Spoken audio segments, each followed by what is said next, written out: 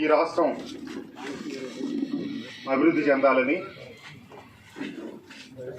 పేదల బిడ్డలందరికీ ఉపాధి ఉద్యోగ అవకాశాలు దొరకాలని, ఈ ప్రాంతం అభివృద్ధి చెందాలని, ఈ ప్రాంతంలో ఉన్నటువంటి రాజధాని మన ప్రాంతంలోనే ఉండాలని, నన్ను ఓట్లేసి గెలిపించి శాసనసభకు పంపించినటువంటి మైలవరం నియోజకవర్గ ప్రజల రుణం తీర్చుకోవాలని, నేను ఇప్పుడున్నటువంటి ఈ పరిస్థితుల్లో నా చుట్టుపక్కల నియోజకవర్గాలతో పోలిస్తే కొంత మెరుగ్గా అభివృద్ధి చేసినప్పటికీ నేను ఆశించిన అభివృద్ధి జరగలేదని, ఆ అభివృద్ధి తెలుగుదేశంతో సాధ్యపడుతుందనే ఒక నమ్మకంతో చంద్రబాబు నాయుడు గారు ముఖ్యమంత్రిగా కావాలి అనే లక్ష్యంతో నేను తెలుగుదేశం పార్టీలో చేరడం జరిగింది.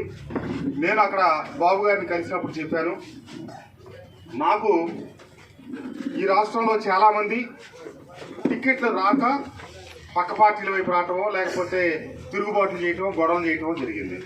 కానీ నాకు స్వయంగా ముఖ్యమంత్రి గారు జగన్మోహన్ రెడ్డి గారు పిలిచి నీకు టికెట్ కన్ఫర్మ్ చేశామని చెప్పారు. కానీ 2019లో టికెట్ ఇచ్చే ముందు నేను జగన్మోహన్ రెడ్డి గారిని ఇతిమితంగా కొన్ని విషయాలు అడగటం జరిగింది. ఆ విషయాల పట్ల వారి వైఖరిలో మార్పు వచ్చింది. వారు చెప్పిన మాట కట్టుబడి లేరు అనే ఉద్దేశంతో వారి టికెట్ ఇస్తా అన్నప్పటికీ ఈ రాష్ట్రంలో ఈ రోజున ఉన్న ప్రస్తుత 151 మంది శాసనసభ్యుల్లో టికెట్ ఇస్తామంటే కూడా నేను పోటీ చేయను అని నిర్దిష్టంగా చెప్పి పక్కకు వచ్చిన ఏకైక శాసనసభ్యుడినే. దానికి నేను పైన చెప్పిన కారణాలన్నీ ఉన్నాయి. ఏదైనప్పటికీ ఈ మైలవరం ఉన్న నా పరిస్థితుల్లో గడిచిన 5 సంవత్సరాల్లో సంక్షేమంలో కానీ అభివృద్ధిలో కానీ నా శక్తి మేర కృషి చేశాను.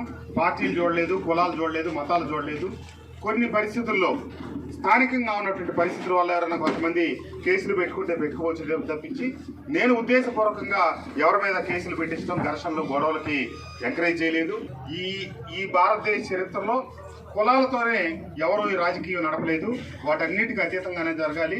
ఏదేమైనా నేను అక్కడ శాసనసభ్యుడిగా ఉన్న రోజులు ఇంటి పట్టాల విషయంలో కావచ్చు, అన్ని విషయాల్లో నేను నా దగ్గరకు వచ్చి ప్రతి ఒక్కళ్ళు సార్ మాది ఆ ఊరు అంటే నేను ఎవరిని మీరు పక్కనే ఫలానాన్ని తీసుకురాలేదని అడగల. మీకు ఏ కష్టం వచ్చింది, మీకు ఏ సమస్య వచ్చిందని ఈ 5 సంవత్సరాల కాలం అడిగాను తప్పితే మీరు ఆ గ్రామంలో నాయకుడిని ఎందుకు తీసుకురాలా లేదా అదే రకంగా అందరికీ అండగా ఉంటారని చెప్పి తెలియజేస్తూ పార్టీ ఏది నిర్దేశిస్తే నేను కండిషనల్గా తెలుగుదేశం పార్టీలో చేరలేదు.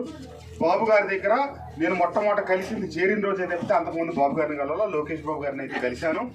అక్కడ మాట్లాడింది కూడా సమకాలీన విషయాల పట్ల చర్చించాం. రాబోయే రోజుల్లో తను ఏం అభివృద్ధి చేయాలనుకుంటున్నారో లోకేష్ బాబు గారు చెప్పారు. ఈ రకంగా జరిగింది తప్పితే పార్టీ నేను ఒకటే చెప్పాను, గడిచిన 2.5 దశాబ్దాల కాలంగా నాకు దేవినేని ఉమామహేశ్వరరావు గారికి రాజకీయపరమైనటువంటి వైరుధ్యాలు ఉన్నాయి తప్పితే వ్యక్తిగత వైరుధ్యాలు. కానీ గడిచిన 5 సంవత్సరాల కాలంలో కొద్దిగా ఈ శుద్ధిపించి రాగాన పడినందువల్ల ఉమామహేశ్వరరావు గారు నన్ను అంటాం, నేను వారిని అంటమే తెప్పించి నా 6 సంవత్సరాల మైలవరం నియోజకవర్గ ప్రయాణంలో ఒక్క మనిషిని అంటే ఒక్క మనిషిని కూడా నేను ఎప్పుడు దూషించలేదు. దూషించడానికి నేను నియమం పెట్టుకున్నాను.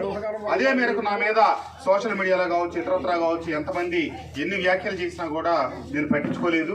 వాటికి కాలమే పరిష్కారం తెలియజేస్తుందని చెప్పి నేను ఉండిపోవటం జరిగింది. కాబట్టి నిజాల మీదే నిలకడగా నిజాలు తెలుస్తాయి అనే నమ్మకం నాకు కలిగిన వాడిని. కాబట్టి అన్ని విషయాలు, అన్ని వాస్తవాలు కూడా రాబోయే రోజుల్లో తెలుస్తాయి. ఏవైనా ఈ నియోజకవర్గంలో, ఈ రాష్ట్రంలో తెలుగుదేశం పార్టీ జెండా ఎగరేయటం కోసం మీరు, నేను, మనం అందరం కలిసి పనిచేద్దామని చెప్పి తెలియజేస్తూ